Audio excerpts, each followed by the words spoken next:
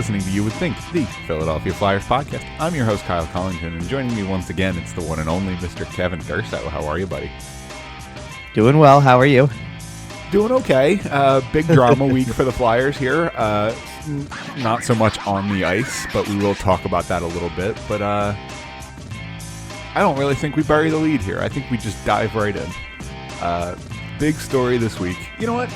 Before we get into that, I'm going to hit the socials because I haven't done that at the top of the show for a while. So if you're listening, if you're new, if you haven't listened to us in a while, you can find the show on Twitter at YWT Podcast. Kevin's at Kevin_Durso. You can also find the show on Facebook, Instagram, Podbean, iTunes, YouTube, Google Podcasts, Spotify, sportstalkphilly.com. All over the place. Make sure to give us a follow. Subscribe over to our YouTube channel. You can see a live video version of this podcast. All right. As live as pre-recorded is going to get. You know what I mean. Sometimes we do live, though. No, I know. And I admitted as much because I had told you earlier in the week I hopped on the High and Wide podcast this week and gave a mention and gave a shout out to this show as well while I was on there.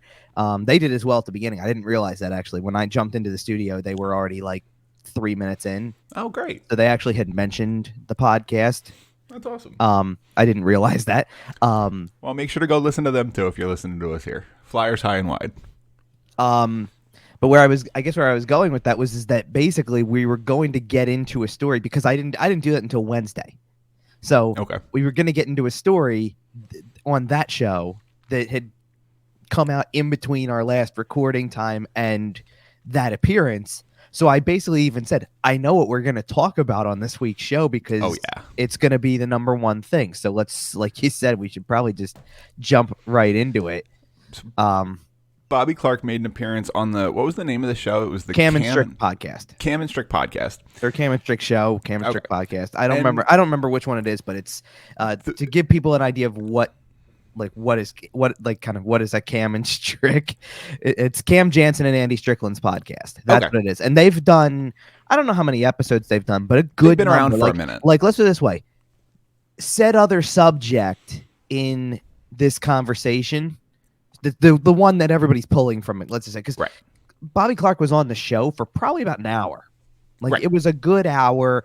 And most of the discussion leading up to the point that everybody's taking away from it was, talk about being drafted where you were, playing in Flin Flon, having diabetes from your standard interview stuff, all the stuff, get it, almost like that. This is your life kind of thing. Get us to that point. What was like playing for this? What was it like doing this? Talk about Fred Sherrow. Talk about playing with these guys. Talk about at one point in time they get into the relationship with Eric Lindros. They talk about that. You're really doing a big giant build up to get us from 1970 to today, kind of. Because they talked about this summit series against Russia and things like that, all this type of stuff. And then they asked him about Ron Hextall, and that's where maybe it was we're 45 minutes into this. It was just he went off the rails, or maybe it was legit. He had some pent up things that he needed to talk about, but ultimately. This became bigger than anything was going to happen. And in fairness, I guess we should preface this whole thing, but because this came out on Tuesday morning. It was Tuesday, yeah. But not quite the Monday news drop, but pretty close. Yeah, it was. It was definitely Tuesday because of the fact that the appearance I made was on Wednesday, and I had time because when stuff like this happens, from my perspective, when I write something about it, I needed the whole day just to kind of process the information and give it a direction of how I wanted to write about it. I wasn't just going to write the easy, I'm kind of done with writing the easy, low hanging fruit story that is somebody said something or this thing happened and let's just regurgitate the off ice moment. This wasn't your standard somebody's talking trash on a podcast. This is Bobby Clarke, a guy who's been in the front office since the day he retired. He's been with the organization for close to 50 years now. This is a guy who knows everything about the organization. There is nobody more Flyer than Bobby Clarke, and I feel comfortable saying that. But the big headline to come out of this, if you're not watching on our YouTube channel, we do have it as the graphic here. None of our scouts wanted Nolan Patrick. And it was part of a bigger conversation about Ron Hextall and how he was as a general manager. And we heard a lot of things that we've heard before Right. Stayed in his office a lot. Didn't talk to the alumni a lot. Basically, the rumors we heard when he got fired about he didn't let anybody in the room. He didn't let anybody make the decisions. Bobby Clarke kind of confirmed all of that. Sure, and listen, there are outlets out there that have been running with this for for longer than what we just heard, way longer. And for the most part, like, we took either those rumblings or things like that, or look, I'm down at a lot of games too. So the idea that it's not like it was secretive that there was an idea that there was divide in taking Nolan Patrick over everything else. Now, to me, that's not even the biggest part of what was said in the grand scheme of things to me. And that's fair.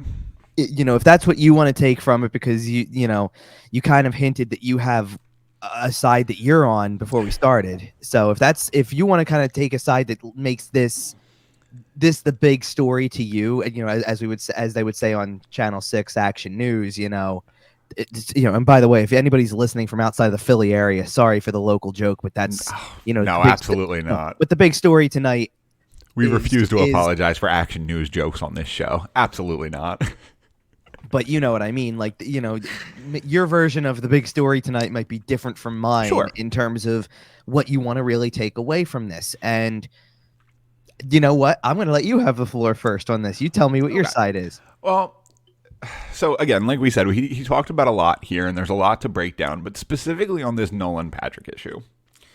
He claimed none of our scouts wanted Nolan Patrick, and basically goes on to say that Ron Hextall ignored every single scout and chose Nolan Patrick against their advice. The problem here is that his next sentence is, they all wanted Makar, he went next. And well, quite frankly, no, he didn't. Miro Heiskanen went next. And then we had a scout come out, I believe it was the next day or 2 days later, and say, well, Heiskanen, close enough. It sounds to me, and this is, just one person's opinion here, sounds to me like Bobby's rewriting history a little bit. And yes, I'm sure in the lead up to the draft weeks, some, maybe even most, of the scouts had kind of flipped to wanting either Miro Heiskanen or Cale Makar with that second overall pick. But you're telling me all of them? You're telling me every single scout bailed on the guy who was the consensus number 2 at the time? Quite frankly, some people thought he was going to go number 1. He was the number 1 leading up to his draft year. Basically the whole way. He only just slipped below Hischier in the last weeks before the draft because he had some injury issues his draft year, et cetera, et cetera. And I know Heiskanen and Makar were gaining some steam in a lot of people's eyes. I think it's a little bit of revisionist history to say that none of your scouts wanted them.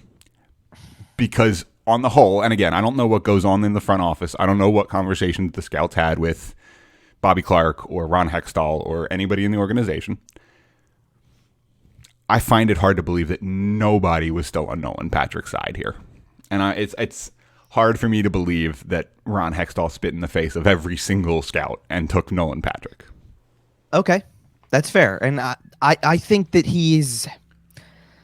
I think that what happened in this particular instance was first of all, you have a guy who doesn't have to play up to the media game. It's already been a very comfortable kind of tell-all type interview where you get to tell your story. I don't think he's trying to give a PR-friendly answer. Okay. I think he is doing what he does, which is I'm going to speak from I'm not really going to process it through the filter. I'm just going to speak from the heart here. And I'm angry and I'm frustrated because I've watched let's actually call it what it is. I was going to say 2 seasons, or 2 years, but it's not really 2 years. You could sit there and say I've watched the last year, literally just the last calendar year. 12 and months, this stuff right. pisses me off.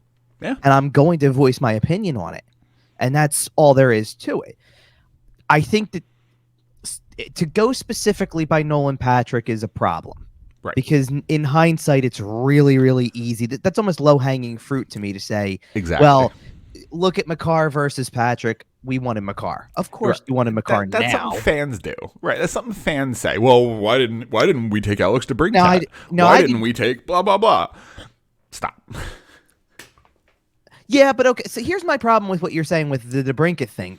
To say that about DeBrincat is a little different when there were media members sitting here going, the guy who scored like That's fair. 60 goals is sitting in the second round, and you traded up. We all thought it was going to be DeBrincat. Like, you know what I mean? Like there is an element of media that sits there and goes, this guy's still on the board. I don't know why. That's who they should have. And I think that's the thing too. Like, I'm not sitting here telling you, like, I don't know any reason why they didn't take DeBrincat in the second round and took, I believe, what was that? That was the year they took Pascal Laberge, right? Maybe. It might have not been a great year. But like I think my point to bringing that up is I didn't have intel that says, oh, they deliberately didn't want him or whatever. I just go off of, if I reference, oh, they could have had, it's partially because you see what he's translated to, but we also knew the numbers coming in and knew the performance and knew who he was playing with and said, why wouldn't you want this player? Right. You know, it like the Flyers' first round pick in the Alex DeBrincat year, by the way, was German Rubitsov. Right, but they had like 3 second rounders that year. Right. So the 3 second rounders, Laberge went first. They traded up to get Laberge, and then they had 2 more later that were Carter Hart and Wade Allison. Okay, well, those are working out pretty nicely. Well, Wade Allison could if he could stay healthy, but that's another whole point. He's been good from what we've seen. And Carter Hart's been good. You know, like he's been really good this season. He's had like I say good, kind of generalizing it. Like he's had his years, he's had his bad times. Like it's typical early 20-something goalie. I think we all still firmly agree that he's the goalie of the future, provided that they don't tear it down. But that's a whole different conversation that we've had on this show before. There's an element of this that I think, I mean, listen, I'm not going to dive into will they tear it down or will they right now, because again, there's too much to discuss as it gets closer to the deadline.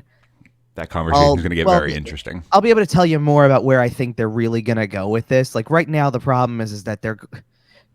How do you look at something 37 games in and come to that conclusion? Kind of in a way. Like who does that not even halfway through your season? It's especially when it's not in your nature to do that. Right. But let's go back to the comment. Back to Bobby Clarke. Because like I said, I don't think this is all about Nolan Patrick. If it was that simple, then I don't know. First of all, he wouldn't have brought up more.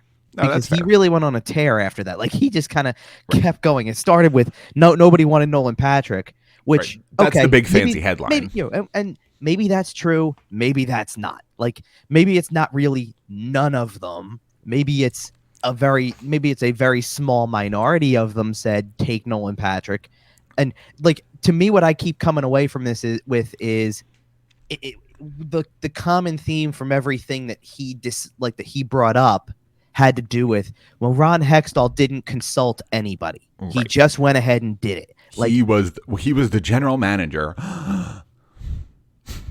Well, yes, he was the general manager, but I think the point being, he didn't take any input. No, I know. This is a team of people whose job it is to tell you what they saw from somebody, to tell you how the interviews go, to tell you if there's anything that goes into this decision that should be a red flag. Whether it was, hey, he had a health issue this year, I don't think we should do it.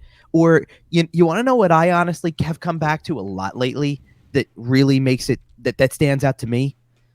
I don't think his rookie season, I don't think I was in the locker room most of the year. Like I was still kind of working my way up in the media side and things like that. But the next year I kind of was, or I definitely was at training camp. I remember going to one of the training camps early on because they made the playoffs in his rookie year. They played Pittsburgh in his rookie year. And I remember going in and like the very first interview that I can remember having with him was not, I don't want to say eye-opening, but like I came away from it and like, you got to remember, like it's really funny for me to look back because I remember like I'll use this narrative to kind of explain this. I remember the first time I interviewed Kevin Hayes after he got signed. It's his first training camp. And I actually came out of the interview going, man, he kind of sounds monotonous, kind of like he's going to give those boring, typical hockey cliche answers. Yeah. And I had no idea from that very first interview what a personality he was, though. Right. It didn't seem like it based on just that interview. It was like, I really like, almost like as if I don't really want to answer the questions, but he's not that way when the camera's not on, you know, like, okay, that's fair. I just came away from that first exposure to Nolan Patrick as a guy who was as boring as they get. Like, and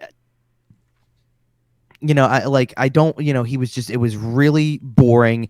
It was very, I mean, as little personality as you could find in a person. And, there was a part of me at the beginning that sat there and went, I guess there's nothing to make of it per se, because the fact that if he's as talented of a player as he is, like, he doesn't have Connor to be. McDavid seems like a boring person. Well, yeah, honestly. but I was going to sit there and go, he doesn't have to be Alex Ovechkin to be a great player. Right. He can have the world's worst personality, be like just what looks like a totally miserable person off the ice, and yet if he's going to go out and score at the rate that people think he's going to score, whether it's goals or point production, let it be. Let him be himself. Who cares? Nobody's going to worry about what his personality is. The only way that people would worry about his personality is, one, if his off-ice activities got him into trouble, as in, off the ice, you're just a total, like, delinquent kind of. Like, oh my goodness, you don't do anything right off the ice. You're like a troublemaker. Or you don't produce. It's going to lead to criticism. Nolan Patrick's no Evander Kane. No, he's not. But like what I'm saying is that's the only way people if you're producing, that's the only way people care about your off-ice activity, is either you're not performing or you get in that much trouble off the ice that your skill level doesn't matter anymore. People have something to say about you. Sure. Like, let's do it this way. Was Patrick Kane immune to some criticism and like negative reviews on him as a person just because he scores 50 goals? Nobody cares about your 50 goals after a certain point if you're not a good person. There's a lot of people who do care, but there's a lot of people who don't too, and it divides people. Here's the thing, though. Evander Kane, less than 72 hours after getting his contract bought out, is already looking like he was going to sign with the Oilers. They'll give you a second chance if you're good enough. They'll give you a third chance if you're good enough. They'll give you a fourth chance if you're good enough. I hear you. I agree. But it's that's what I'm trying to get at, was like, nobody was going to care that the guy had a boring personality if A, it didn't get him into trouble, and B, Absolutely. he produced, and then he wasn't producing, and then he couldn't stay healthy. And I just think that this was somebody who had never faced adversity at any point in his life before, was always told, you're the best, you're the best, you're the best. And down to the final weeks before the draft, where it was, you're going first, you're going first, you're going to go first. And then he didn't go first. And I don't think that derails a career. That should motivate you more than anything. But as soon as things get in the way, and I don't know, I'm trying to figure out, like, in the back of my mind, I guess maybe it was another Buffalo year. I don't know. Was Buffalo supposed to go first and then lost the lottery because it turned into New Jersey? Colorado. Colorado was awful. Oh, that was Colorado got fourth, atrocious. and they were supposed to go first. Yep. But my point is, and maybe Colorado's a bad example because now they're really kind of on, like, at the time they weren't much on the map, but now they are. Joe Sakic's done such a good job. But like, let's make it New Jersey for a second. It's no secret. You're not exactly a media darling in the sense that, yes, you're just outside of New York. You're the redheaded stepchild. You're the third team in the New York metropolitan area, the fourth team in the Northeast. The Philadelphia, New York corridor. So is the media presence demanding enough that you feel maybe differently about the way it goes? Like it's almost like you had to come out of playing in Brandon and then playing in, like, if you would have gone to another kind of smaller city where it's not under such a microscope, like you're in one of the major sports cities in Philadelphia. You're in one of the major cities in the U.S. If you're expecting to go first overall in the draft, you need to be able to handle the pressure. What happens if the Rangers win the draft lottery and you go to New York City? What happens if the LA Kings win the lottery and you go to Los Angeles? Right. You have to be ready to play under whatever microscope. Oh, I know. Montreal. What I'm saying is that if he goes to a place where the market is not so, I'm just wondering if we're not if we're having a different conversation. I'm wondering if he's been traded yet. Right. Like is his career path different because this is the way that it, like. And I don't want to talk about Nolan Patrick the whole time. Yeah, in terms of rewriting history, right? Well, right. But like, so that was my point. My point was the thing that stood out more with what he said was he did kind of go on more of a tangent than just, hey, it's just the Nolan Patrick thing. He brought up the Braden Shen trade. He brought up the possibility of getting Ryan O'Reilly, and kind of how, again, through the whole thing, nobody was consulted, which makes, which just fuels the story that Ron Hextall was, the number one, my opinion's right, your opinion doesn't matter, I'm moving forward, and he locked himself in a room kind of thing. But I also want to get to kind of the idea that this is not just any, we've already said it, this isn't just any former Flyer. This is Mr. Flyer, the player. The only person I can think of, and I love how we're bridging the two shows together from last week, because the only person I can think of that's more of a Flyer than Bobby Clarke is Ed Snyder. Yeah. And that's who we just had a conversation about. So when the next closest thing to Ed Snyder, who's still alive, is doing this on a show, and quite literally, it's a very Ed Snyder thing to do. I'm not going to lie. Ed Snyder would have gone on this show and had the same interview. Would he have, though? If he had the same issues with Ron Hextall that Bobby Clarke had, absolutely he would have. I guess, but my point, just hear me out. My point is, since when has anybody in this organization thrown a former player, coach, executive, you name it, under the bus so publicly and so vehemently that it became a bigger headline than whatever else was going to happen this week? I think the timing is important here. I don't think Ed Snyder would have done it after he fired him. But after Ron Hextall took the job with the Pittsburgh Penguins, I think that opens some doors. I think that makes some interviews a little more exciting. Because at that point, you're a little less worried about protecting them. I mean, look, maybe I'm not going to try to get inside the guy's head and figure out what prompted this, other than that. Again, it's watching the team in its current state, and that's not to blame Hextall for the whole thing, but it's watching the team in its current state and going, didn't it also stand out that he also turns around and points out, I don't know if he's including, I don't think he is, but I don't believe he's including Nolan Patrick in this discussion when he goes and also throws in there's 2 or 3 other first-round picks that are never going to play. Right. And which, by the way, as soon as something like that happens, what does everybody like us who really follows the team, what's everybody going to do? They're going to go and look at the list of first-round picks and go, try to figure out who he's talking about. Which one is it? I can tell you who it is. It's really easy. Well, Rubtsov's one. One of them. If you want to go by 2, I think he really Sam Moran's probably on that list. No, because Sam Moran's not Hextall. That was pre-Hextall. I mean, you can view Sam Moran. It's Jay O'Brien, isn't it? It's Jay O'Brien. It's Jay O'Brien. And here's the thing. I don't know if he really believes this or not. I don't agree if this is the case, but maybe this is where Clark's coming from. He says 2 or 3, and your first 2 are easy to find. It's like we said, it's Rubtsov and Jay O'Brien because have they played at this level? No. Rubtsov's got 4 games, and Jay O'Brien is still in college. And Rubtsov didn't really impress in those 4 games. Rubtsov is probably headed back to play somewhere in Europe whenever he can get out of this, because it's really not going anywhere for him. Probably. O'Brien, I don't want to sit there and say that he's never going to play. The jury's kind of still out for a guy who was drafted, I guess it was 4 years ago in hindsight, but it's close. It's he went through a lot. He transferred schools. I know there was a whole big amount of drama with Jay O'Brien and kind of how his playing career was progressing, but I haven't followed it recently, to be honest. Right. He's been okay. He's had a decent year in college. He's definitely, it feels like he's landed in a right spot. It doesn't mean that he's going to amount to anything. I mean, I just mentioned, think about the names I just mentioned from you. We already brought up Rubtsov from that 2016 draft. Pascal Laberge was the second pick. He's not even in the organization anymore. He actually just signed with, guess who? Pittsburgh. There's a Hextall guy for Ron Hextall loves him some Pascal Laberge, Right up there with claiming Mark just like Ron Friedman Hextall loves him some Mark Friedman. Yeah. Right. And then, Carter Hart's the next pick. Okay, he that ain't one going works. anywhere. No, but that works. He's your starting goaltender. I think that makes a difference. But the pick after, and I'm not trying to downplay what Wade Allison can do, but how many times is he living up to first overall pick pedigree? No, but how many times have we used the line on this show?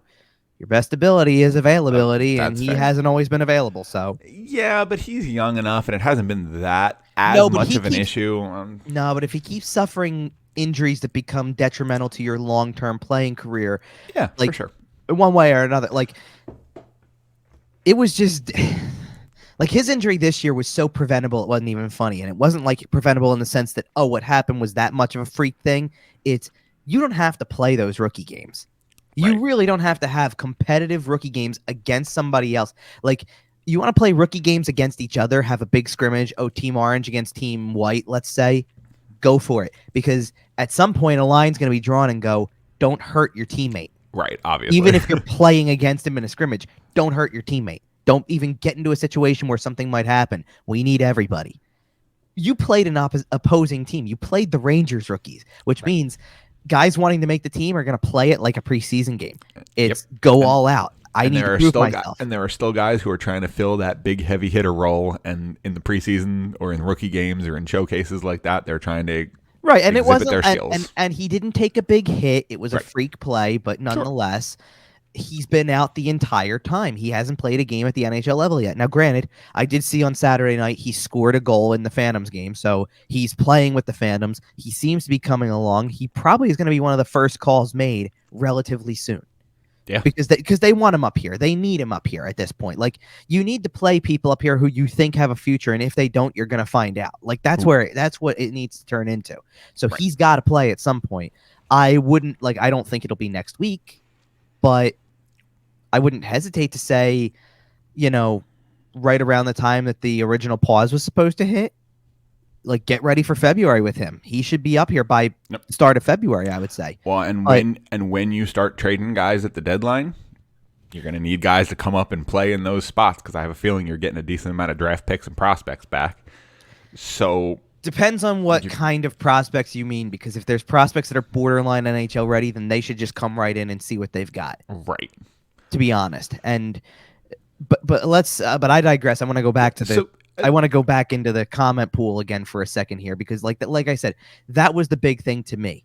It has nothing to do with who didn't they draft or whatever. So the third player, I want to get to that, because the two of them were easy. Okay, what 2 first-rounders have not played at the NHL level yet that he's saying they'll never play there? Well, Rubtsov's not coming up anytime soon, probably never, and O'Brien is to be determined, but a long-term to be determined. Right. So if you want to sit there in his spot right now, like where Bobby Clarke is sitting, and say, I see 2 guys who are never going to play, you know what? You've been around the game long enough that I'm going to kind of take part of your word for it there and be able to figure out who you're talking about based on track record so far. Right. The third player that he has to be referring to, because I can't find anybody else who it wouldn't be, like, you can go down the list. Go down the list of first-round picks from not the just Hextall era. Yeah, but from the Hextall era, and realize who's contributing now and who has been contributing. Like Hextall's first-round pick in 2014 was Travis Sanheim. Well, he's not the guy who's not going to play. He's already here. Yep. In 15, you landed in a draft that was full of talent, full of potential, I'll say anyway. So Ivan Provorov, Travis Konechny, it's not them. And that's not to say that they're performing well, but it's not them. Right. So, okay, Rubtsov was 2016. Okay, that was an easy one. 2017, unless you're going to say you're talking about Nolan Patrick, who is still playing at an NHL level. And by the way, has well over 100 games in his career. Might be even over 200 at this point, because he's played for 4 separate seasons, technically. He missed the 1 year, but he's played in 3 seasons. Yes, he's not getting into the lineup very much, but he played an awful lot last year. I think he played something like 50 games last year. I can't wait until he scores a goal to win a playoff series for Vegas. It's absolutely happening. Well, I'm not going to go there right now. Absolutely happening. But anyway, so it's probably not him. Which then and then in 2018, we already mentioned Jay O'Brien. Joel Farabee's the other pick in 2018, so it's not him. And guess what happened next? Hextall was fired. So there's one pick that's left I haven't mentioned. Who is it? It's Morgan Frost. Yep. So is that the third guy? Which I think is, because I think that's, I don't want to say off base completely, but like I think the jury's still out. The guy's playing at the NHL level. He's not producing really well, but he's playing here. Clarke said 2 or 3, and if the number is 2 with a question mark on Morgan Frost, then I think that's a pretty fair wrap up on that. But the other things that Clarke just threw out so flippantly as quote-unquote mistakes frustrate me, because he mentions the Braden Shen trade. And the 2 first-round picks you got back in the Braden Shen trade turned into Joel Farabee and Morgan Frost. So there's some guys that we just kind of talked about. Joel Farabee's not going anywhere, obviously. He looks like a top 6 guy forever and ever, amen. Morgan Frost, remains to be seen what he'll turn into at the NHL level. Fair enough. No, and here's the thing. Braden Shen had one outstanding year and a bunch of other years that were typical Flyer years for him. Exactly. Like, he's been about the same player. Now, here's the thing. You can argue that he's around better talent and that makes him a better player or makes him, puts him on a better team. That's fine. Fair.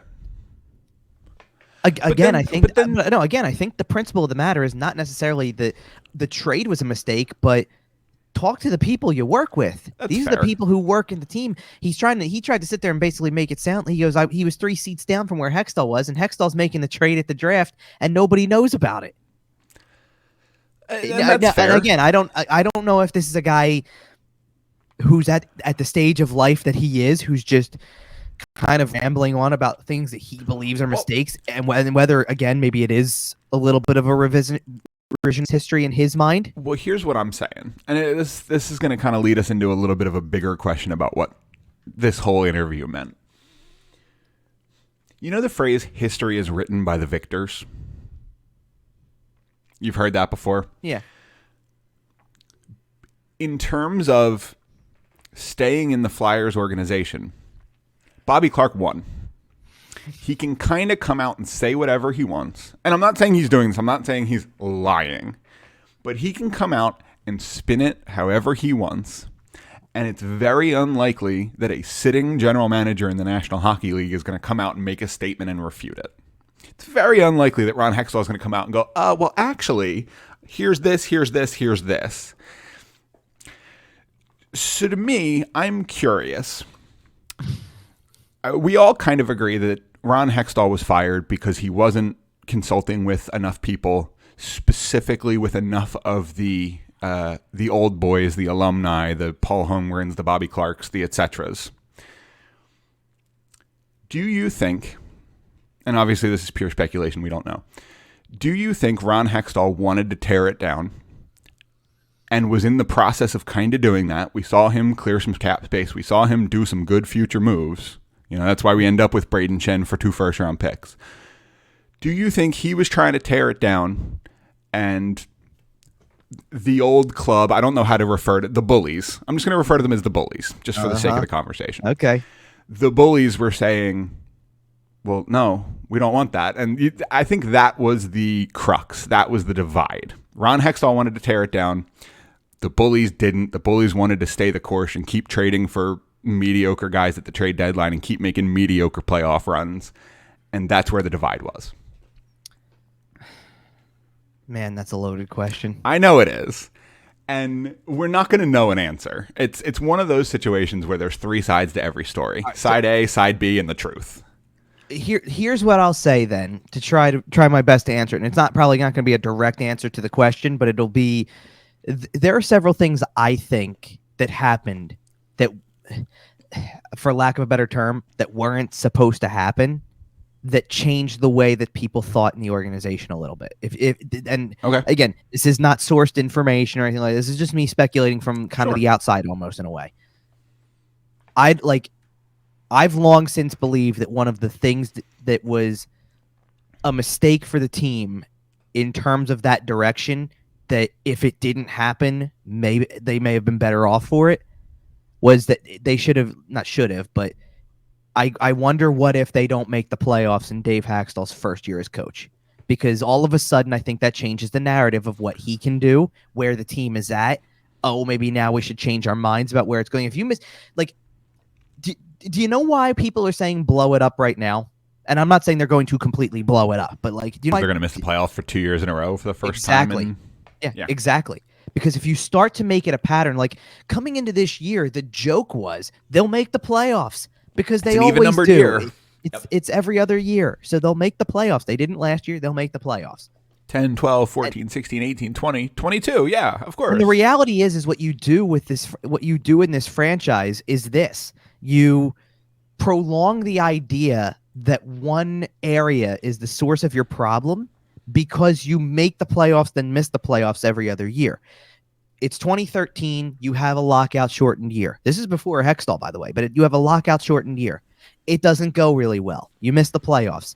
You chalk it up. You kind of chalk it up. You go, oh, well, the year before we were really good. They were in the second round. They looked like a team that was to be reckoned with in the playoffs.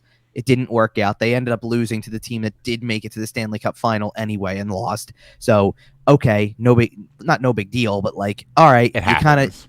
That does happen. You run into a team that kind of gains momentum. They go on a run of their own. Okay, so be it.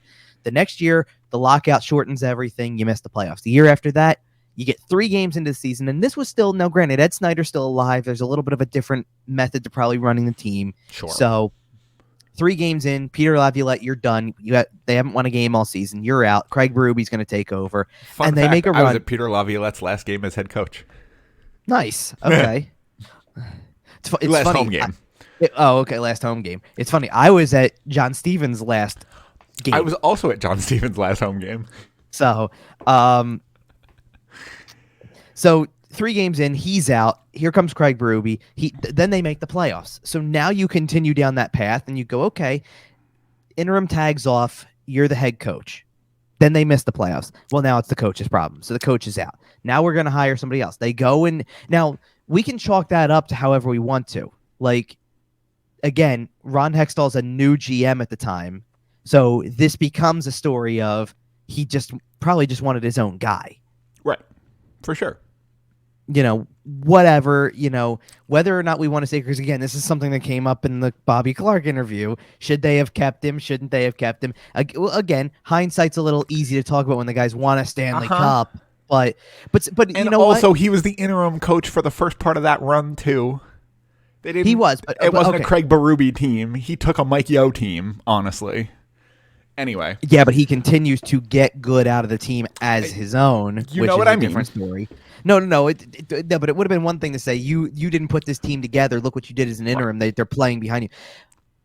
There were I think the idea was one of the things that stands out to me when it comes to talking about Berube is that because I've said this often since when St. Louis won the cup that I think that he took things that he learned from being on the bench in Philly, and when he got his next opportunity, he was even more ready to go in that role, which is how you turn into a successful head coach. That's how you develop as a head coach. Absolutely. Well, because I hear it a lot. It's kind of a cliche the way that people talk about it, especially if you're not the closest person who you don't follow hockey the closest, that it's always the same group of guys. It's always the same coaches that just get, 36 guys for 32 spots. Yeah. That just get on the carousel and hop off whenever there's a new opening, and it's the same guys. It's always the same guys. Yep.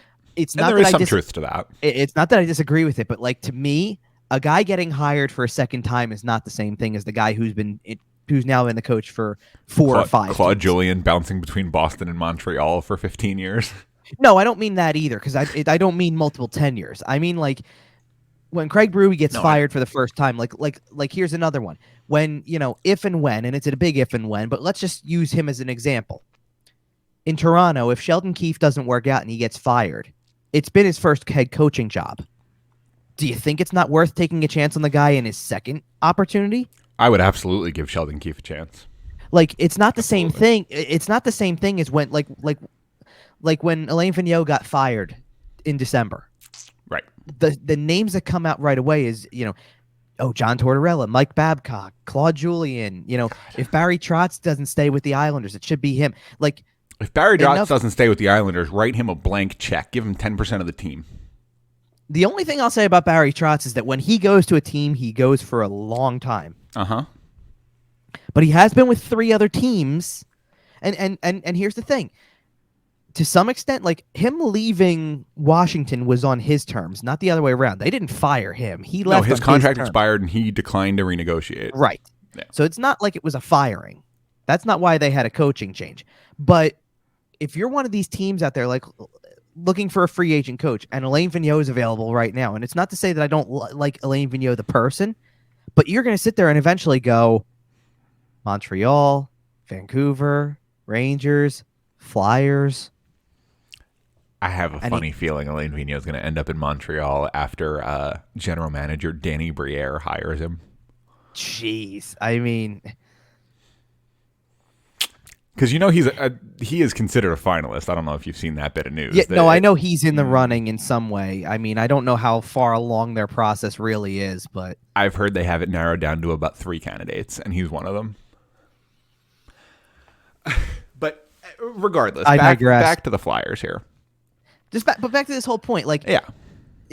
So yes, is talking about Craig Berube in hindsight a little bit easy to do? Also, yes, it is. But is it also fair to say that he didn't get really much of a shot beyond that first full year plus? You know, that's fair. Okay, like there really was no rhyme or reason to going to, like, other than that Hextall wanted a guy in place that he picked. There was no rhyme or reason to choosing another coach who was going to have to be an up and coming type of guy who didn't have much at that level.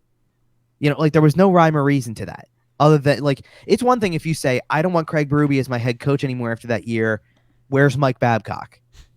You know, like, seriously, if that's the free agent and you go, I need a guy like that on the bench. I need a veteran, someone who's been around the block. Okay, now you're talking a little bit. But he went and he hired a college coach. Like, what's the difference between a longtime assistant and a college coach other than to say that one's got current experience behind the bench, one was from a completely outside organization, and that's what you were going for? I don't know. Because I think Ron Hextall was going for a slower, more patient method. Think about it. Why did he get fired? He got fired, from what we hear, he got fired for 2 major reasons. He refused to fire Dave Hextall, and they wouldn't call up Carter Hart. At the time, where that team was, both of those sound like very patient approaches to me. I don't disagree. I just don't know. Like, by the time this all happens, it's not like you've got Ed Snyder breathing down your neck anymore, where he's running the show and he's going to be the one who's going to say, if it's not going the right Carter direction, Hart, get him up here. Let's go. And if you don't, or the team's performing poorly, get the coach. Listen, if Ed Snyder was still alive even the year before that, then Hextall wouldn't have made it, because Hextall would have been gone during the 10-game losing streak that they had. You're probably right.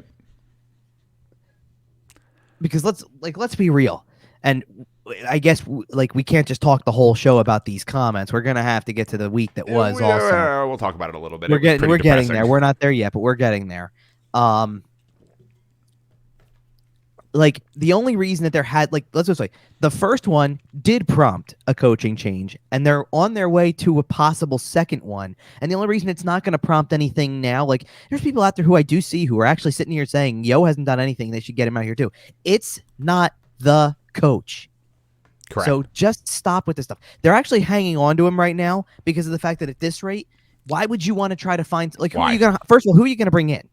Right. If you said this guy's not working out, he's not even the official head coach. He's in an interim role. It's not working with him either. So now who are you going to bring in? Ian LaPerriere from the Phantoms? Stop it. No, but, like, who else are you going to bring in at a moment's notice and say, you come in and now you take over the team as the second interim of the year? Because who are you going to go out and convince to come and coach this team now with half a season to go that is rendered meaningless? If Ian LaPerriere becomes the coach of this team, it's going to be real hard to do this podcast. I don't think he will, because I think that they if nothing else, they're going to sit there and say they like what he's doing in the minors, which I'm nervous that they're grooming him, and that when Mike Yeo is released from the interim tag at the end of the season, guess who's the new coach coming into next year? I don't know, and I'll tell you why I don't know. Because I don't know that, like I said, I don't know that the GM of the team is the one who's going to get to make that call. Okay. Well, I don't either, and that's why I'm nervous about it. Yeah, but I don't think you're gonna. I mean, why? Because if somehow or other Danny Briere is not the GM of the Montreal Canadiens, that he would be a leading candidate here. Man, I wasn't even thinking that. I was just worried that the bullies, as mentioned earlier, were gonna exert their influence and get who? LaPerriere hired. I don't think that they would do that, though, because of the fact that success is winning. Well, yeah, but Ian LaPerriere took a face to the puck for the team, so. Yeah, I guess, whatever. But like, I get it, and I feel bad for the guy that his playing career was ended like that. But come on, man. I don't know. So I guess to put a bow on all of the Hextall Clarke stuff, because to me, the thing that stood out more, and I've said I wrote it this way when I wrote on Wednesday.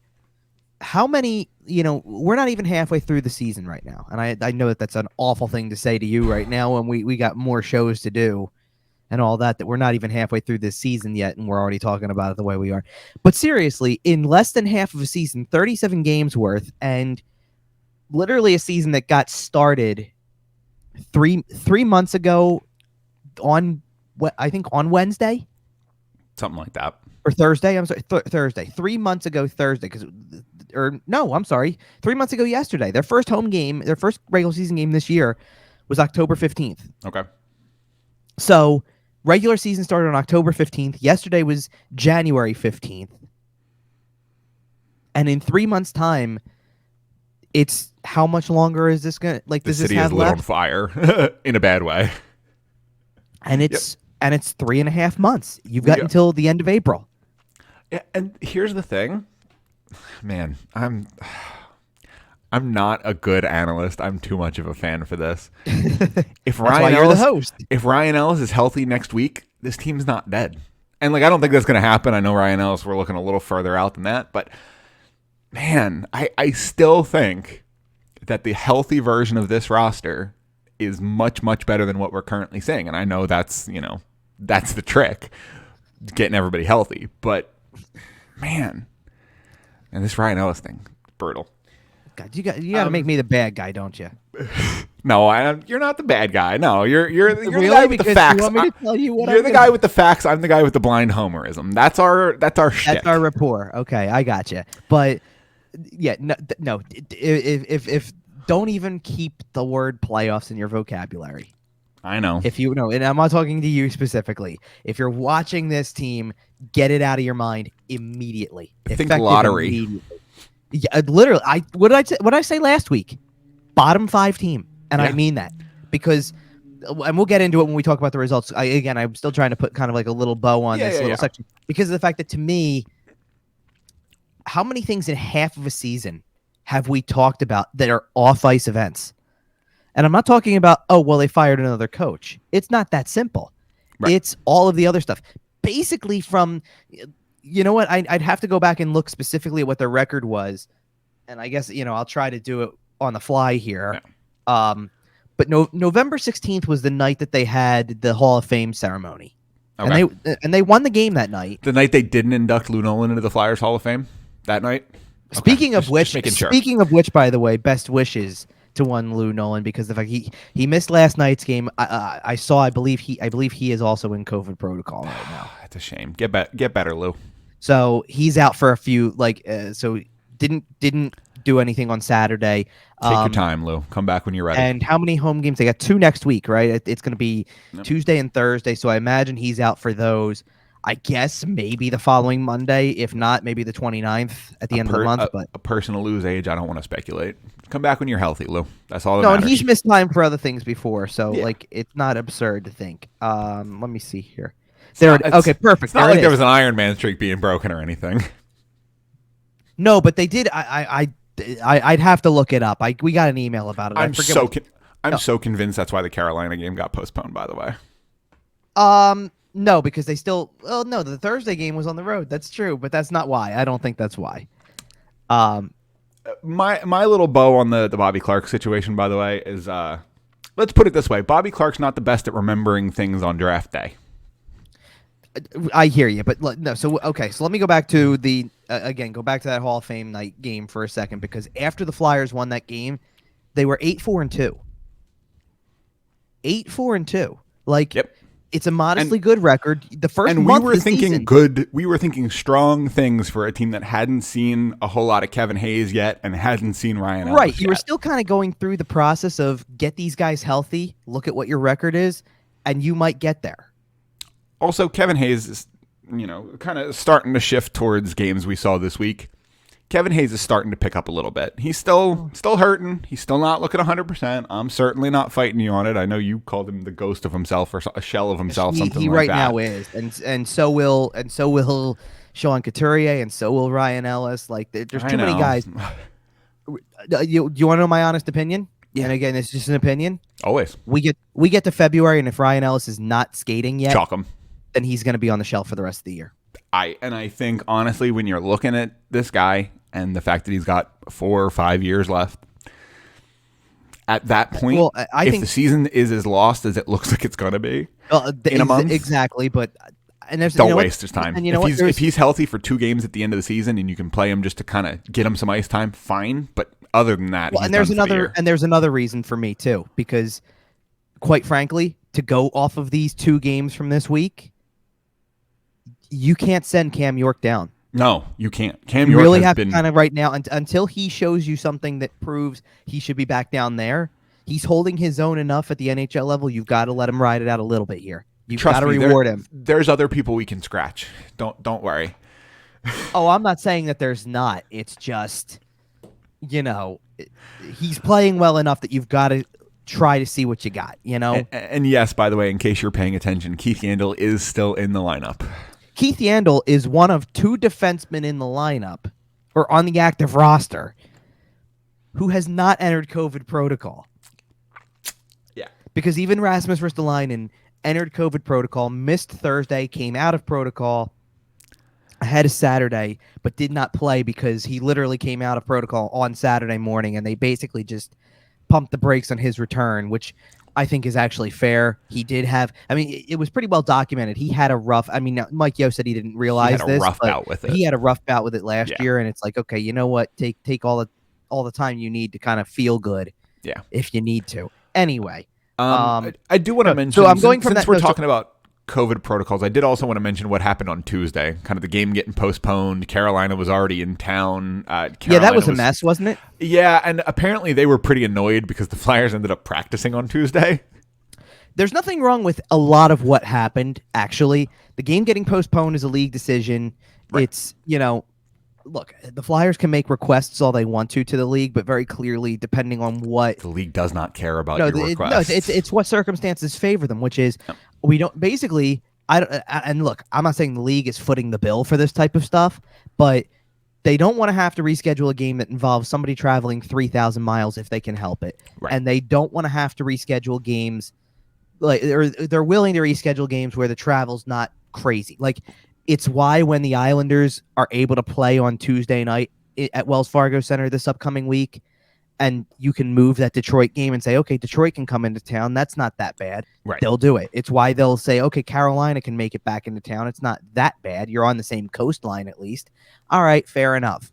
But they're not letting you go back out to Anaheim or bring San Jose back out here for no reason. Like, they're trying to avoid that type of stuff. And obviously, a game like Flyers Penguins a week ago came down to streaming dollars. Right. That was on ESPN, so Hulu and ESPN Plus. It was one of the exclusive games, so obviously that game was happening. The only thing that they have a right to be upset about, Carolina does. I don't think there's anything wrong with postponing the game. If Carolina lost a player that morning too to COVID protocol, the Flyers were still going to be down, I think 5 going into that night. So there's nothing wrong with that per se, but the idea that they should the Flyers were able to practice the next day. And there's nothing wrong with the Flyers choosing to take a day where they had bodies still and the game got postponed the night before to change their plans and say, we're still going to get on the ice and practice. Sure. There's nothing wrong with that. I think there were 13 healthy forwards, 6 healthy defensemen, a couple healthy goalies. Like, there was a healthy roster's worth of people there. Right. They could have played if they really had to. But I think that's where Carolina was upset. Well, because Carolina, here's the problem with what happened with Carolina. Number one, it's not as simple as, hey, you postponed the game and we didn't get on the plane yet. They already flew out, landed, were ready to go. They're now, they have no choice. They're stuck overnight. Yep. At minimum. So they already are stuck overnight. Everything's set up at the arena. So they're just thinking, well, we might as well play. You have a roster. We have a roster. We're here. Well, it's not that they're thinking we might as well play. It's okay. The game gets postponed. At least the gear is at the rink already. They could theoretically have a morning skate and clear out of the building in enough time for them to still. There's nothing happening. You gotta remember, there's nothing happening on that day now, right? Because the game is at 7:00 at night. So even if there is a basketball game the following night, you can just shift that to the same time you were going to switch over anyway. And they had already switched over the ice. Now that you have a reason to be upset about, because there's no reason why that shouldn't have still been set up, that you could come in and use the building. Now you're losing a facility. Because now you traveled for a day, so you quite possibly cut your practice short on Monday to travel. Traveled, stayed overnight, went to go to practice the next morning, and were basically told by, I assume, your equipment staff, because they were in the process of going over to get everything ready for that day anyway, as if it was a practice. And go, yeah, we can't practice. They've already set up the basketball floor. I guess we'll just go home. So now you have to, but so now you just have to go home. And do you want to know what? Look at the first game they played coming out of that game. That supposed game on the schedule. Wasn't it the 6-0 loss to Columbus? I believe so. Yep, was. I mean, they won again on Saturday. They looked like the team that they usually are, but taking two plane trips, taking 2 plane trips for no reason at all, and then not getting on the ice for a day either, contributes to that a little bit, I think. Yeah, it's kind of. I'm going to make a little MMA reference here, and you're not going to get it, and that's fine. It's like Tony Ferguson cutting weight for a fight 3 weeks early, and then cutting weight again for the Justin Gaethje fight a month later. It worked out horribly. For people that's funny for, trust me, that's funny. All right, so let's talk about this week. We did play 2 games. David Pastrnak played the hell out of the game on Thursday, ended up with a hat trick. The third Flyers hat trick allowed in 4 games, by the way. And the Pittsburgh Penguins had 2 players with 2 goals apiece in that game last Thursday. So the Flyers were very, very close to allowing hat tricks in 4 straight games. So they had 2. They had 2 with. Oh yeah, Jake Hensel later. Okay, yes, but yeah. Okay, the difference. Okay, so the difference was Rust scored both goals in the first period, so he was set up for it all game. He was set up for it all game. Yeah. Not so much. Like Gensel didn't score his second until way later in the game. Yeah, so it was. But still, the way that team was playing, they could have given up more goals at any moment. Well, on that night specifically, you mean? Yeah. Well, okay. So listen, I will get into the Boston game in one quick moment. So the amount of stuff we've talked about that's off the ice before we even get to games like this, because up until this game, the Clarke thing is dominating the news for the week. Absolutely. Because so far, what was your week from the last time we had done a show? What's your week? A postponed game. It's a postponed Carolina. game that maybe didn't have to be postponed if we're going off of previous postponements, if you will, and precedent. Right, and then your second thing is your legendary Flyer makes these comments, but it's another off ice thing from the Hall of Fame ceremony that nobody really saw because nobody was in the building yet for it, to Alain Vigneault getting fired, to the dog, to the bags over the heads, to forgetting Ed Snyder's birthday or neglecting to mention Ed Snyder's birthday, to this. Like, we're getting dangerously close to dumpster fire territory. It's not even dumpster fire to me. That's not even the words I use. I even said, this is a reality show. This is the plot lines that they draw up for reality shows. What thing can we throw in here that's going to create discord and argument and frustration and put it all together so that it turns people against each other, so that there's people on 2 sides going, this is right. No, this is right. This is, whatever. Like, let's talk about this. This should have happened. No, this should have happened. It's a gigantic reality show where the only thing that's missing at this point is more talking heads at this point, in terms of, okay, Bobby Clarke just had his say. That was like his talking head moment. So let's just get Ron Hextall on one of them now to hear his side again, and let's get Craig Berube in to talk about it. Let's get the current team in. Let's get all these people. When's the documentary air? Hey, just double checking. The media is still not in the locker room this year, correct?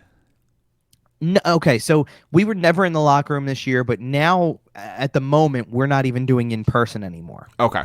Like, we were going into a room, much like, you see a lot of teams doing this. A player comes in, sits at the table, sure. Coach comes in, sits at the table, and you do the interview that way. But well, I was just asking about the locker room because I'm curious what the vibe is. Yeah.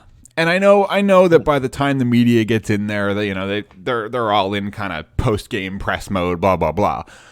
but you can still get a vibe for the room, and you can still feel kind of the electricity in the room. And if it's hot, it's bad, it's good, etc. Yeah. Man, to be a fly on the wall in that room right now. Yeah, I mean, and here's the thing: nobody knows the answer because nobody else is in there. It's not like I'm not in there and there's somebody else in there and they can say, "Oh yeah, the room's really in a bad spot." There's really no, I don't want to say no rhyme or reason. There's just we don't have access to that kind of stuff to know what's going on. But I look at somebody like Claude Giroux, for example, and he's the best example I can give because of the fact that, I'll give this example for this reason, actually, because it was his birthday this week. He turns 34. Happy birthday, Claude. And he is starting to look like a mighty old 34 in facial appearance, meaning he's starting to look like a guy who carried this team through the 2010s. And I'm not saying old in terms of performance. He's still skating pretty well. Like, he had actually I didn't think he had a bad game. On the ice. I didn't think he had a bad game against the Rangers. I really didn't. Like, I'm not going to say, and I'm not going to hold it against him when he played Boston because it was his first game back in 3? So, and like a week and a half. So, like, yeah, it's going to be a rough go. But I'm not saying he physically can't keep playing, and I'm not saying that he can't keep putting up points. I don't think he had points in the last 2 games he played, which would bring him to 34, but he's at 29 and 34, which is still really good. Oh yeah, better production than you're expecting out of most. He's your best production player, and that's the problem. But beside the point, but I sit down and I look at him as he gets ready to do an interview when he comes on right now on Zoom calls. I mean, even when he would sit in the room. First of all, he's this type of guy right now who it's almost a little bit of a page out of Jake Voracek's book from previous years, where Jake hear me out where I'm going with this, where Jake would basically come into the year, had gotten a haircut. Now Drew is not letting the hair grow. Thank God. But it's the haircut and relatively clean shaven, and then for the rest of the year nothing happens, and that's how Voracek would do it. Right. Drew, it looks like he is like. I just said not to use this word, so I'm going to use it. It's like he's growing out the playoff beard, even though there's no playoffs for this team anyway. But it's like he is, but yet, like, I look around his eyes and he looks exhausted. He looks mentally exhausted. Like, wouldn't you? I'm mentally exhausted even trying to cover it. I've already said exactly. That. You're mentally exhausted covering the team. He's in that locker room every day. I actually, truthfully. I don't care about covering a team that doesn't win a lot of games. Like, sure. It's exponentially more fun when the team wins. No question about it. No matter what, because and the reason I say it's more fun is because whether I'm there saying, hey, as a fan, rah rah, like, great, they're winning games, that's wonderful. Even as a media member, it's fun to cover a team that's successful because they have more fun with it. Right. When you talk to a player, you're gonna get better because things are loose. Right, because they're looser, so you get better responses. It's not like you're getting dismissive answers to questions because they don't have the answers, you don't have the answers, and you're at a stalemate, kind of. Like, the best thing they can do is throw out the cliche again. Everyone's miserable. Yep. Right. And you default to play a full 60. Is it more fun to cover a team that wins? Absolutely it is. But I would almost take a team that's not winning games that, like, let's be real. Let's like Arizona for a second. Arizona's not winning games, and there is some off-ice distractions, but it's not off-ice distractions that affect the team. Like, it's arena stuff. That does affect the team, but it does the players probably a lot. But I don't know. But from a game, like, not even from a game-to-game standpoint, but like outside of that type of stuff, or I mean, I don't know, because here's the thing in Montreal, but Montreal already made a general manager change. Has overhauled management, is standing by the coach, but in the middle of it has a first-round pick that they drafted that literally had to sit there last year and say, "Don't draft me," and they still did. Like, that's a shadow that hangs over you too. So there is off-ice drama, sure. But like, so I don't want to compare it to anybody. I just would rather, okay, I'll tell you a team that has no off-ice drama that you would rather it be like I'd almost take Seattle. And Seattle's new, so they kind of have a built-in excuse. You want Dave Hextall back that bad, huh? No, I don't want Dave Hextall back that bad, but like it's okay. Seattle's not a great team. The expectations aren't high. They don't win a lot of games, but there's not drama. Right. That's fair. If the worst thing you can talk about is, man, what like I still don't know what Ron Francis was thinking in that draft, in the expansion draft. I don't. Okay, you can question that all you want to, but at least that's hockey decisions. Right. We sit here and question free agency signings and trades and draft picks all the time. Oh, that's the most fun part of doing this.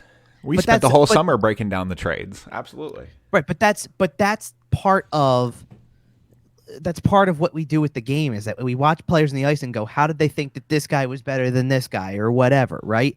Like, at some point, you don't want it to be about, hey, did you see the video of the dog at center ice? Did you see what the fans are doing on Twitter with the bags over the heads? Did you hear what Bobby Clarke said on another podcast? Did you see that the team didn't mention Ed Snyder's birthday? Like how many things are we supposed to talk about that have nothing to do with a game-to-game thing? Right. And that's what becomes mentally taxing to me, is I'm talking more about these events than I'm talking about the games. We're an hour into doing this show, and we've hinted at stuff that happened on the ice, but we spent the whole time talking about Bobby Clarke's comments and all of the other things that have gone wrong in the organization. Not, hey, they played a couple games this week. I think I look at it a little bit differently. When they're losing like this, I don't mind the other stuff because it gives us stuff to talk about. Because, man, I'm telling you, the last couple shows where we're just coming on here and talking about how they got their doors kicked in, it's not particularly fun. So at least we had something to talk about, you know? And I do want to give credit. Like, it's 2 more losses this week. Yes. And listen, I came on the show last week, and the only thing... 7 straight? It's 7 straight. The only thing that I was wrong about from last week was that they didn't lose 3 games. They lost 2. Fair enough. And that's only because Carolina got postponed. They would have lost that game for sure. Which I didn't see coming. Yeah, they would have lost that game for sure, is right. Yeah, the team that showed up on Thursday, if that team showed up against Carolina, they would have gotten dummied. Well, because common thread to both games that happened this week, the first 10 minutes were awful. Slow start. It's not even, I don't even call it slow. Because to say it was a slow start means that you at least maybe generated a little something, but just not enough. There's nothing. I mean, they didn't have a shot on goal in the first 10 minutes of either game. Okay, yeah. That's horrible. And we've seen that a couple of times this year. Like, it's... Yeah, and that's why it's kind of rough to talk about the on-ice product, and that's why I'm kind of grateful for some of the off-ice stuff, because when we get to the actual games like we're going to do here, man, we talk about Boston, and it's David Pastrnak, a minute into the game? Like, very, very quickly into that game. Yeah, it was like about just under 2, I think. Just under 2? Okay. Well, here's the thing. It was just under 2. A minute 51. Right, so it's just under 2 minutes into the game, a minute 51, then a penalty, then a power play goal, and then another penalty and another power play where, honest to goodness, and I'm not kidding, when I wanted, there's things I want to see happen sometimes in a game, just so that when I have to put it out into the Twitterverse that it happened, that I can see the collective meltdown from, like, in reaction. Because can you imagine if Boston scores on the second power play and it's Pastrnak and a guy on the Bruins has a hat trick before the Flyers have a shot on goal? Yes. I could easily have seen that happening in that game. Well, it's not a matter of can you easily see that happening. It's can you imagine the meltdown? Oh, yeah. Oh, my goodness. They didn't even have a shot yet. And here's a guy with another hat trick. Yep. And I mean, he did get the hat trick eventually, don't get me wrong. But like the point being, he's also one of your premier goal scorers in the league. But it's 10 minutes into the game, if that. Like, can you imagine? And you're at home. Well, Boston was. Oh, no, you were in Boston. I'm sorry. For that one, it was, yeah. I'm thinking of Saturday night because you put up that lame duck performance in the first 10 minutes of that game, here's the funny thing to me. Credit to them for fighting back and tying the game up. Credit to them for keeping it a 1-goal game into the third period. It wasn't a good third period. They didn't get that many chances, but they were in it. It was competitive. I got to give them that. Keith Yandel had 2 assists. They were both the secondary assists, so I don't know how much credit he's getting for the goal, but he had 2 points. Anyway, and then the Ranger game was relatively similar. The difference with the Ranger game was that's right in front of you. You know, that game's in front of you for the taking because first of all, it's not like you fell behind 2-0 and lost 3-2 eventually.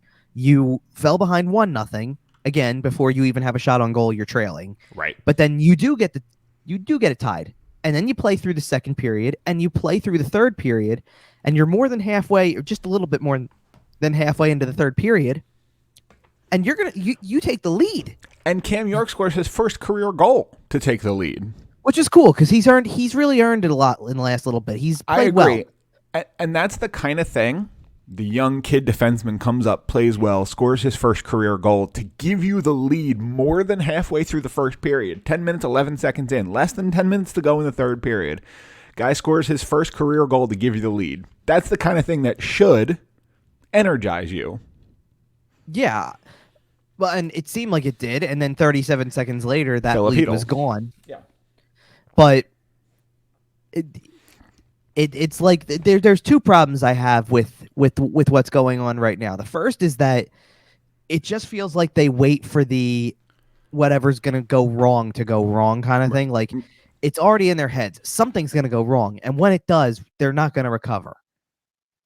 That's number one. Number two is that, and this again, this is kind of off ice stuff, but it happens during a game, so it's a little not off ice. Did you catch I don't know how much you saw of the game, the Ranger game. Most of it.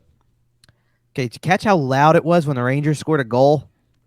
Yeah, too many Rangers fans in the building. And I'm not saying that that's supposed to be a shock. Okay, like in terms of there's always a good Ranger crowd that kind of comes in, especially during these years on a Saturday night. Well, especially when the Flyers aren't very good right now, like they have been for the better part of the last decade. Like the recipe Rangers was there travel for a lot well. of Rangers fans in the building too. It's Saturday night, nobody had work. But I'm telling you right now, they scored that first goal 5 minutes into the game, 6 minutes into the game. Yeah.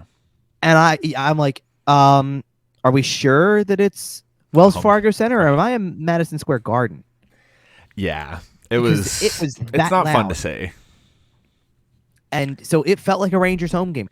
And like I put this in my takeaways from the game because I'm not saying it's shocking when a team like the Rangers come in, and the Rangers, like I said, fans that travel pretty well for things like that.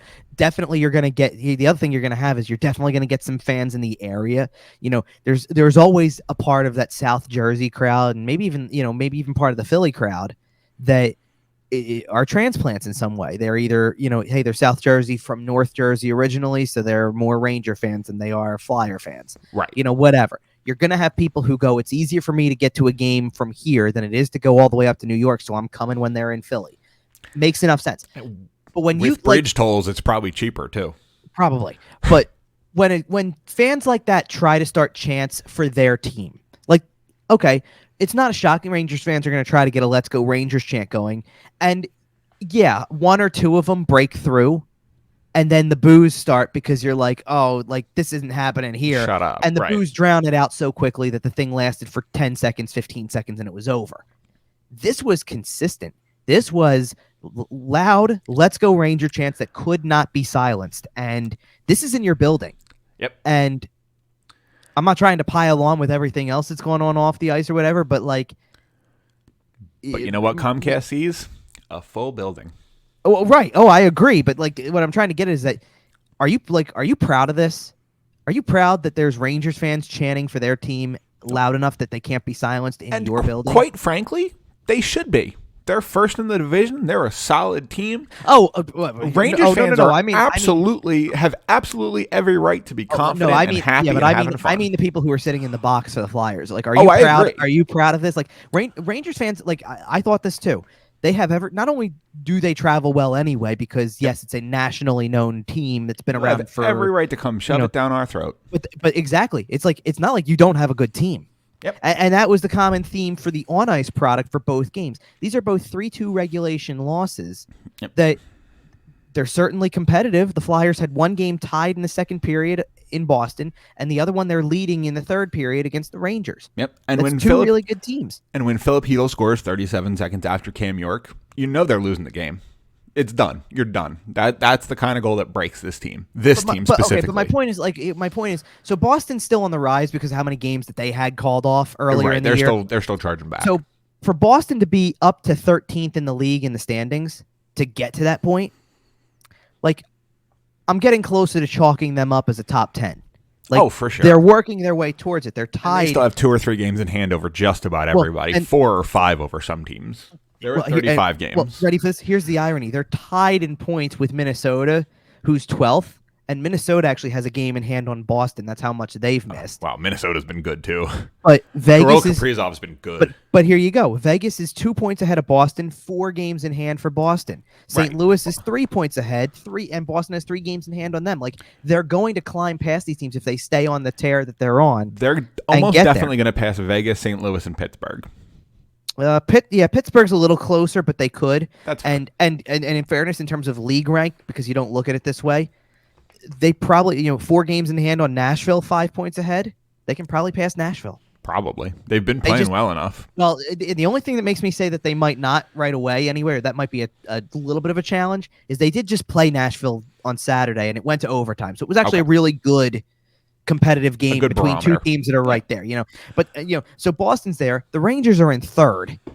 Like, the Rangers actually at this point are leading the Metro. Yep. Now it's That's a what little I'm bit. Well, Now here's the thing. It's a little bit discolored there. It's a little bit of a gray area. So tight, and there's still so much season left. Carolina didn't play earlier this week in a game that they should have played in. They should have gotten 2 points in. Well, and they're 2 points behind the Rangers with 4 games in hand. I think that Carolina's the team to beat in the division. But I want to go back to the Boston game for one quick second, because I told you get the word playoffs out of your vocabulary right now, because that was the game. That's it. If you win that game in regulation, no matter what the standings say, you at least won the last game. You've won 2 out of 3 on the year against Boston in regulation, and you didn't just get 2 points back, but it's a 4-point type of game, because that's 2 points that you took from them too. Every time we see an opportunity to start laying a building block, to start kind of building a foundation that they can work off of, they give up 2 goals to David Pastrnak in the first 10 minutes. They get shut out by Calgary earlier in the season and just throw an absolute lame duck up. You know the game I'm talking about. Every single time we've seen it this season, we've looked at a game and gone, okay, this could be a good spot to start building it back up. Well, because look, I got asked. Got to start somewhere. But I got asked, like, I don't know if which it was a little while ago on 97.3, but I got asked along the lines of something about what can people either look forward to or and this was early in the year. This was like before the Anaheim game. And my thing was that, okay, in the month of January, it's got to be now. If you're going to be anything more, it's got to be now. And they lost and here's the thing. Since then, they lost to Anaheim, lost to Pittsburgh, lost to San Jose, had a game postponed against Carolina, and now have lost to Boston and the Rangers. And literally in that time, I believe they've earned a point. Yep. One of 2 things is going to happen. Either this is very unlikely here. The world's going to light on fire, and they're going to be the 2017 or whatever year that was, St. Louis Blues, 2018. Or, significantly, infinitely more likely, they're a bottom 5 team. Actually, I'll give you one other scenario, and it's about as likely as the world lighting on fire. Rather than sit there and say, oh, they're going to become the 2017 Blues, or I think 2018 is what you mean. Yeah, 2018. Yeah. I knew it was one of those 2 years. Or 2018-19, so they won the cup in 19. Right. It was 19. I'm sorry. But, okay, you're right.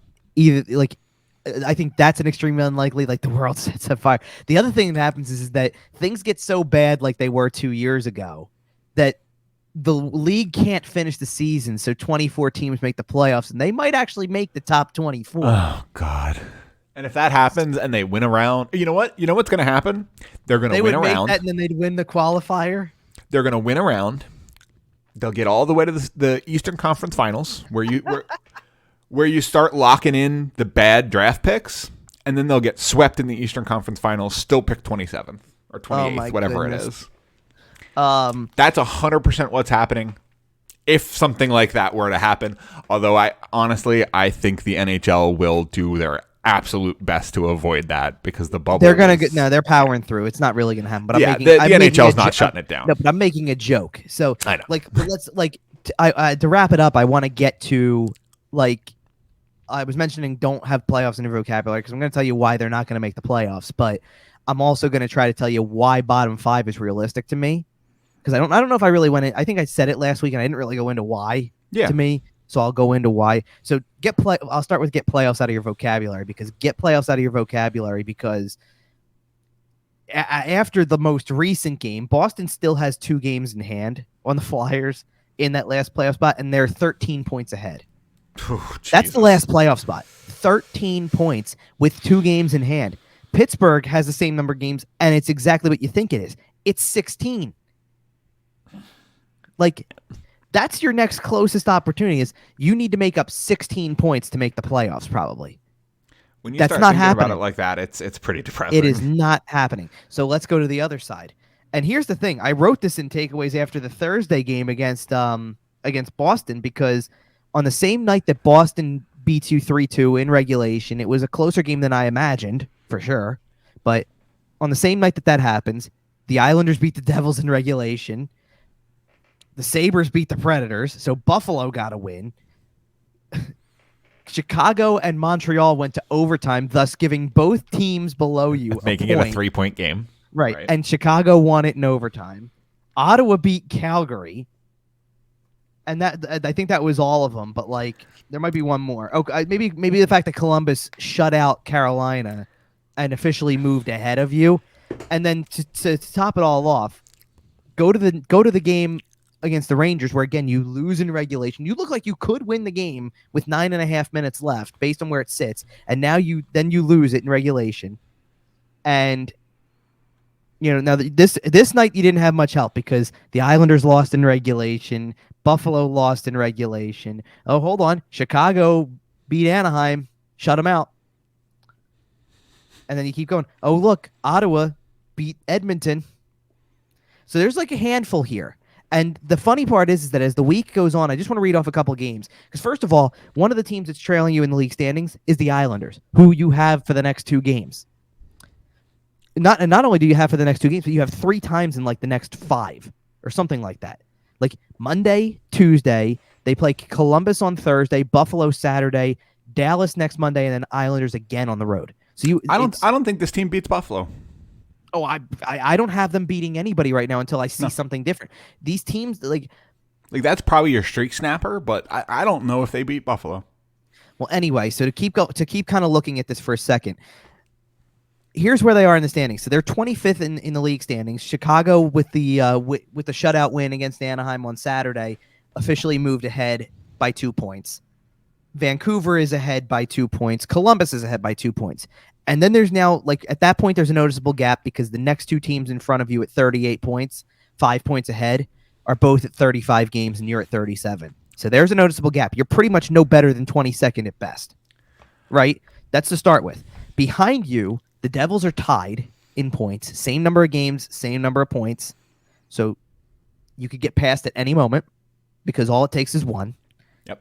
The Islanders are 5 points behind, but have 7 games in hand and 3 head-to-heads in the next week. The next 8 days, you're not beating that team. You're just not. They've been. I don't know if better. They're not beating that team 3 times, like 3 times in a week. You're not beating that team 2 out of 3. For example, I agree with that. I think they lose 2 out of 3. Yes. Right, and that's all it's gonna That's what it's gonna take to keep them from making up ground. Okay, and then you keep going. Buffalo is 5 points behind, same number of games. And oh, by the way, there's a head-to-head against them next week on Saturday. Ottawa is 9 points behind, but 6 games in hand. Yep. It's not out of the question. As a matter of fact, that's the team that I think makes the Flyers a bottom 5 team, because Montreal and Arizona are not going to pass the Flyers. It's like looking at the playoff gap, right? If I just went 13 points to Boston, don't talk about it. Montreal and Arizona are too far behind to make up the ground they need to get to where the Flyers are. My turn to read some stats here. You ready? Sure. 11 goals. Okay. 19 assists for 30 points in 23 games for the Kingston Frontenacs. Get very familiar with the name Shane Wright, because that's who we're looking for now, kids. I don't know, like, it's not really who you're looking for per se, because, like, no, hang on. That's who I'm looking for. You're looking at him because he's the consensus number 1 pick. He's not the guy you want. Really the year that you want to get it is next year. Okay. Because you want to, like, if there's a sweepstakes you want to win the Connor Bedard sweepstakes. That's fair. Yeah, I'll take Shane Wright in the meantime, because I think you're still going to be bad next year. Don't worry. We'll have a shot at Bedard, too. Look, Shane Wright's not a bad number 2. No. He? And you know who Shane Wright played for before he played for the Kingston Frontenacs? He played for the Don Mills Flyers. Oh yeah. You 16, 15, and 14. I'm not saying anything, but my point, when I say the bottom 5 team thing is like I look at the standings and I go, you know what, the bottom 3 probably aren't moving much further. Montreal, Arizona, Seattle, you probably kind of are what you are, but Ottawa's got a shot to make up that ground, and Buffalo's got a shot to make up that ground. And I certainly Ottawa's think a decent team. Like they're not good. Don't get me wrong, but I certainly you know what it is? They don't quit on a game necessarily, and I'm not saying that the Flyers have necessarily quit on the last 2 games per se, but Ottawa doesn't get off to starts like that. They don't get off to 10-minute starts where they don't show up. We're seeing the Detroit Red Wings finally start to kind of climb out of the pit that they've been in for the last couple of years since they lost the playoff streak and broke it all down and blah blah blah. The Ottawa Senators are probably 12 to 24 months behind them, but they're kind of on a very similar trajectory. The Ottawa Senators are going to be a good team within the next couple of years. The problem with talking about those teams at the bottom also is the fact that, like I look at Ottawa and I go, the worst thing for the Flyers is a team that has time to make up ground. More time. You're approaching the halfway point, and think about this for futility, if you will. You're approaching the halfway point. You might not make the halfway point. You got 2 games against the Islanders and 1 against Columbus, and that's it. That's where I'm going to cut it off, because that's going to be game number 40, which isn't even a halfway point yet. And Close you enough. you might, before you officially hit the halfway point, have 2 losing streaks of 10 games. Yep, that's bad. It's kind of stating the obvious, obviously, but that is not what you want. What professional team in this league, even the worst ones? If I go back and I look at Montreal, does Montreal have a double-digit losing streak even once, let alone twice? I think Buffalo had a 16 or 17 game streak within the last couple of years. Within the last couple of years, but that's right. But you know what? That's one prolonged streak for a team that everybody knows was really bad. Not, hey, by the way, they started off 8-4-2. Right. Went on a 10-game losing streak from there. Came back and got points in 7 straight, losing 2 of them in overtime, including winning 5, I believe. Right. They won 5 games out of 7. I don't even like including the 7th. It's a point streak, yes, but here's the thing. The next 6 games, you go out and you literally, in the 6 games, won 5 games and got points in all 6. Right. And then you did get a point in the first one of this, but it's the first of 10, of right now 7 more, possibly 10, and you literally just gave away half of your season to that point. 20 out of 40. You just gave it away. And whether you win a bunch of games and don't go on a long losing streak for the rest of the year or not, 2 10-game losing streaks in the middle of a season is a quarter of the season. Yep. What team just hands away a quarter of the season? And it's I did this on a previous show. It's not like it's a losing streak like they had a couple of years back where they lost 10 in a row, but 5 of them were in overtime or in a shootout, right. So you got some points. They have 2 in each streak. So out of 20 games, you got 4 points, possibly. Yeah, right. Or at least right now, let's do it factually. Out of 17 games, you got 4 points. Man, and that's why I'm grateful about the off ice stuff, because man, it's tough to talk about the on ice when they're putting up results like that. It just is, and this is what it is right now, and. It sure is. Oh, you know what? Really quick, and I didn't do a banner for it, and we don't need it because we're going to just make it a footnote, kind of. Speaking of Claude Giroux, he made another All-Star team. Yes. Claude Giroux, All-Star. They're doing the last man in vote. Cam Atkinson is the nominee for that. Quite frankly, I don't expect him to get it because the team is so bad that a lot of the city has checked out, and I don't expect the fan voting to be there. But, hey, you never know. And, I think that is a pretty good place to wrap it up. It's kind of a depressing note to end on, but we'll be back next week. And I can't promise we'll be happier. I can't promise it'll be a more energetic, upbeat show.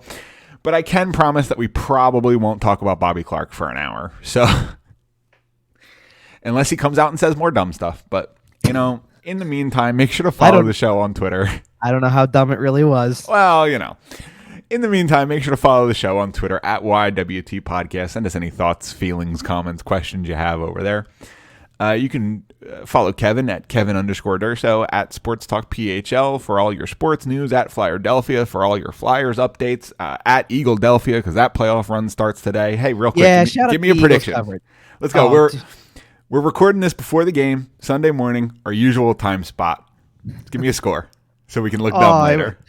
You know what's funny though too? They did actually do staff predictions on the site, and I didn't participate because it's not my sport. But like, no, like you know what? In years past, I would have.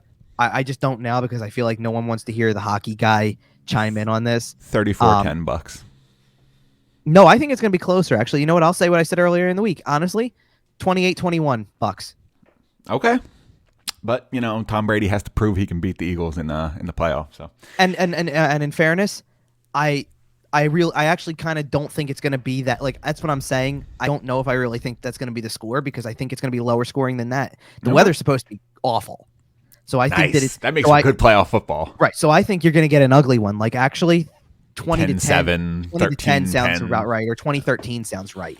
Okay. Well, we'll see how that happens. I hit all the socials at the top of the show. Make sure you're following us everywhere. And they've been on the bottom the whole time, so don't worry. And they've been on the bottom the whole time too. If you're watching on our YouTube channel, hey, go watch on our YouTube channel. And in the meantime, you can find the show anywhere: Facebook, Instagram, Podbean, SportsTalkPhilly.com, etc., etc., etc. And you know what? That'll do it for us this week. We'll see you.